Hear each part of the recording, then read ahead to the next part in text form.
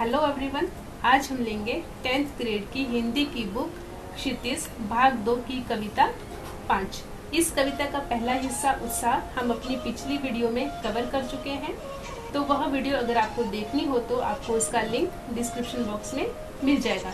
तो आइए वीडियो शुरू करते हैं।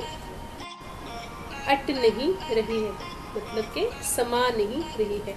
इस कविता में कवि ने फागुन मास की सुंदरता का वर्णन किया है। फागुन मास क्या होता है? फागुन मास फरवरी और मार्च के बीच का महीना होता है।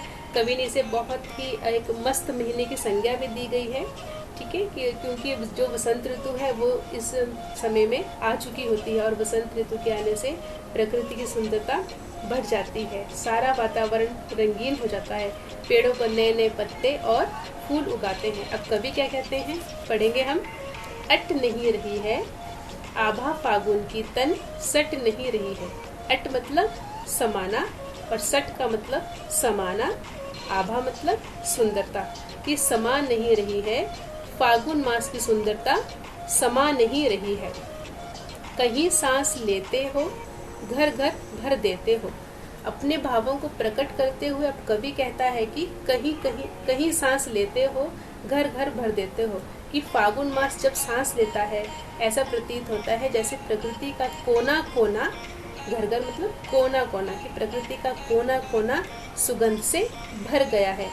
उड़ने को नभ में तुम पर कर देते हो। पर मतलब पंख, ठीक है, और नभ मतलब आकाश, कि आकाश में उड़ने को तुम मेरे मन को पंख प्रदान कर देते हो। कि मेरा मन, मुझे ऐसा प्रतीत होता है, मुझे ऐसा लगता है कि मैं आकाश में उड़ूं, कि मेरे मन को तुम पंख प्रदान कर देते हो। आँख हटाता हूँ तो हट नहीं रही है, और कि इस सुंदरता को देखकर, सारी प्रकृति को देखकर अगर मैं अपनी आँख हटाता भी हूँ तो वह हट नहीं रही है। पत्तों सी लदी डाल कहीं हरी कहीं लाल।